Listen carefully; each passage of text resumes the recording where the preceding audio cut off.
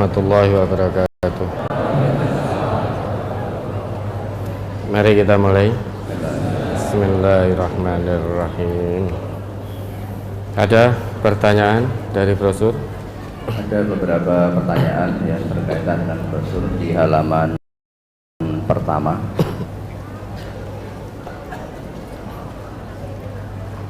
Pada poin nomor 1, ketakutan kehilangan kekuasaan. Kaum kafir Quraisy tidak dapat membedakan antara kenabian dan kekuasaan.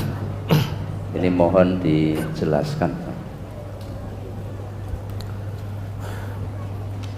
Pada waktu itu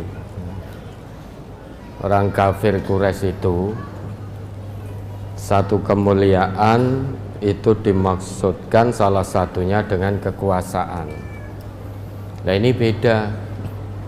Nabi diutus oleh Allah bukan untuk merebut kekuasaan mereka, bukan, tetapi untuk meluruskan hal-hal yang menyimpang. Karena pada masa itu orang yang berkuasa itu sak penake dhewe. Hukum menurut kesenangan mereka.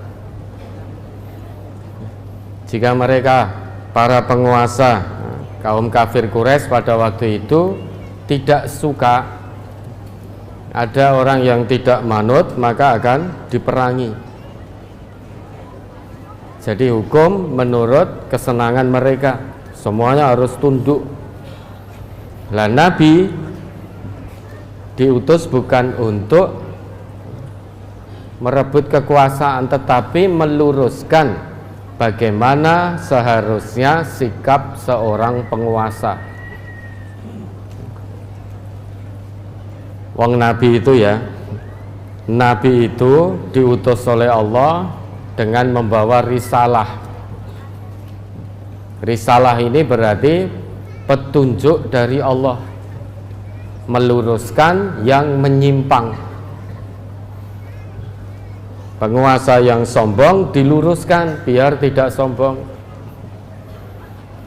Yang menentang Allah diluruskan biar beriman kepada Allah. Maka orang kafir Quraisy pada waktu itu merasa jika mengikuti agama yang dibawa oleh Nabi Muhammad, itu berarti juga harus menyerahkan kekuasaannya kepada Nabi. Ini berarti mereka tidak bisa memahami perbedaan antara kekuasaan dan nubuwah, kenabian. Nabi diutus untuk meluruskan hal-hal yang menyimpang dari manusia. Maka kalau bisa lurus, sekalipun jadi penguasa tetap akan lurus, tidak akan berlaku semena-mena, tidak akan menyombongkan diri, tidak akan mengintimidasi yang lemah dan lain sebagainya dan lain sebagainya.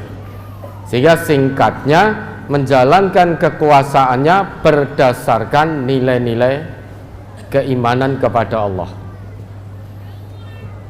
Dan yang membawa misi itu adalah Nabi. Jika Nabi tidak diutus, maka manusia tidak tahu bagaimana harus menjalankan amanah kekuasaan dari Allah. Kalau menurut Islam, apapun amanah yang datang kepada kita, apapun status sosial kemasyarakatan kita, setinggi apapun, tetap harus dijalankan dengan identitas keislaman kita. Tidak boleh dapat amanah kekuasaan kok kemudian menjadi lepas identitas keislamannya, menjalankan kekuasaan jauh dari nilai-nilai Islam. Itu tidak boleh. Yang melarang siapa? Allah. Bukankah Allah ngendika isyhadu bi anna muslimun, saksikan bahwa kami ini orang Islam. Jadi dimanapun kita berada, wajib hukumnya menjaga identitas keislaman kita, menjalankan semua amanah sesuai dengan nilai-nilai Islam. Ya, ada lagi.